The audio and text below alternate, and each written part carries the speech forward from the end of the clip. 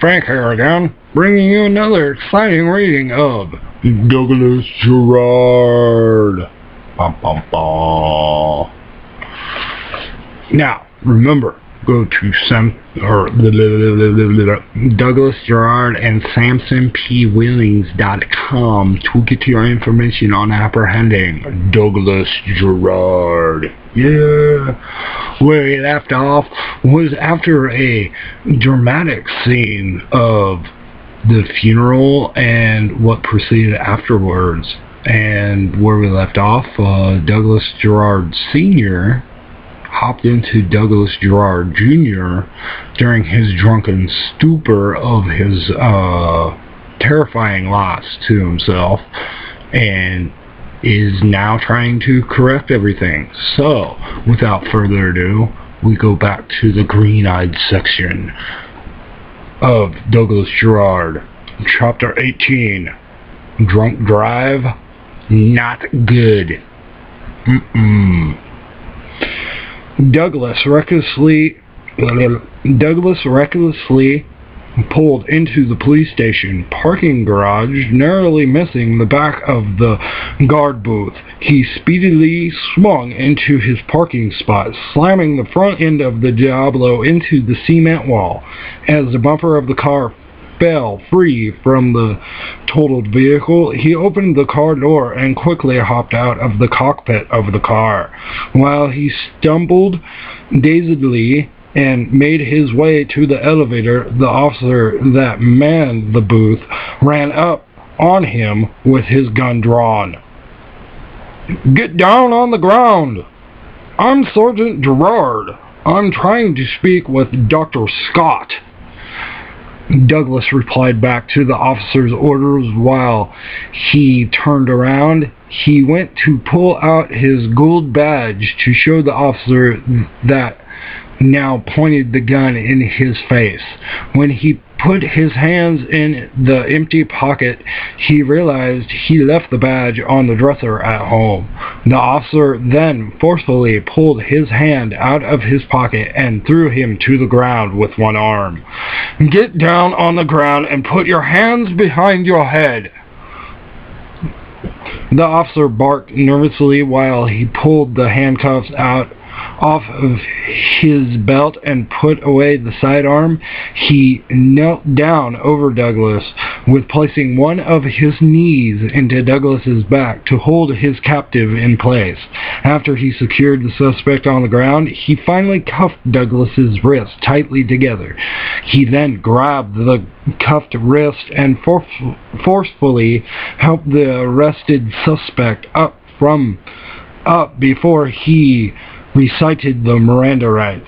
"You have the right to remain silent. Anything you say may be used against you in a court of law. You have the right to an attorney. If you cannot afford one, one may be appointed to you. Do you understand your rights as they have been read to you?" "Yes, I do. After all, I am a sergeant. But if I may, are you new to this?" Douglas followed up the officer's script with his own question. The reason for his questioning was he noticed that the officer's version of the all-familiar rights roll call seemed to be a shorter summary of the original version. The man in blue skipped over his question as the officer called in the captive and began to walk him to the elevator. When they stepped into the elevator, he decided to explain further into his evaluation. "I just wanted to tell you that your version of the rights aren't far off, but it might get you in some hot water. Well, driving under the influence into a police station parking lot, wrecking the vehicle into the station's garage, and all without your ID might be one of those hot water issues." The arresting officer snidely verbally expressed his reaction to Douglas's slightly critical, corrected view of his rights roll call. The elevator door is closed and he pressed a button to the floor to book his arrest. He stared at the back of Douglas's head as they made their ascent up from the garage. After a few seconds of them listening to easy listening elevator music while they stood in the middle of the elevator car, the elevator door opened up to the booking floor. Let me save you from making a big mistake. I am Sergeant Douglas Jerrod. My father is Captain Fred Jerrod. So uncuff me and save yourself the grief. I'm not falling for that. I wasn't born yesterday. Now move. The officer nudged Douglas forward out of the elevator after their little exchange of words. He escorted Douglas to the booking room as he followed closely behind his catch. They walked into the emptied room except for the desk officer behind a fence cage. He pushed the prisoner aggressively to the counter where the desk officer sat. I brought a funny one this time. He says he is Sergeant Douglas Jerrod. Can you believe that? The officer jokingly stated with an unbelievable tone as the desk officer wrote in the record book. The desk officer looked up to the two on the other side of the fence cage. While he viewed their faces, his mouth gaped open. The arresting officer looked back at him with an unassured look. What is this?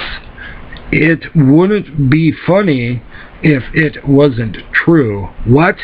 This is Sergeant Jerrod. Take the cuffs off him. After the officer heard the regrettable words of the suited desk man, he quickly pulled out the cuff key and took off the glorified chain bracelets.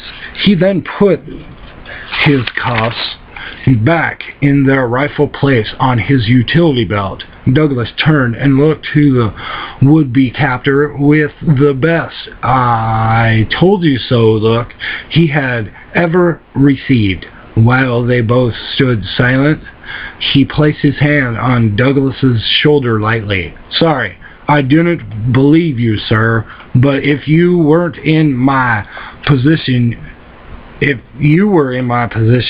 you probably would have did the same.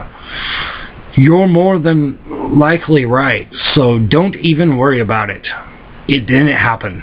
Thank you, sir. Now get back to your post before I change my mind. The officer swiftly retracted his hand and rushed off to return to the garage. Douglas turned to the man in the cage after the frazzled mess that was the officer disappeared behind the elevator doors. He walked up to the desk to look closer at the man behind the cage wall. As he stepped back into the eye view of the desk officer noticed his eyes were extremely bloodshot. What is your name, officer? Davison. Officer Donald Davison.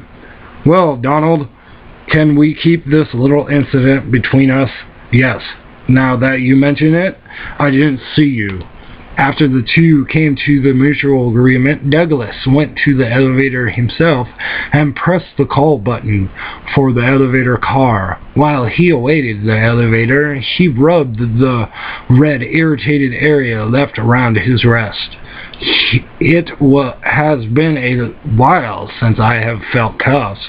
I also bet my grandson had never felt the cold metal of handcuffs, he thought before the elevator door opened up. Donald? Douglas? The two gentlemen shared a moment of polite pleasantries as Douglas gazed at Donald from the elevator. While the door was slowly closed, he pressed the floor button for the doctor's floor. I have an interesting story to tell, Dr. Scott, he quickly contemplated with the elevator music that played in the background before the doors opened up to the now vacant floor. When Douglas stepped out of the elevator, the policemen that worked at their desk, one by one, looked and viewed him while he walked to the doctor's office. As he made it halfway across the open floor, all the officers that worked on the mortal day stood up where they were. One of the officers strolled up to him and intercepted his path. The woman officer embraced him in a tight hug. "I am sorry about your wife. If you need anything, and I mean anything, just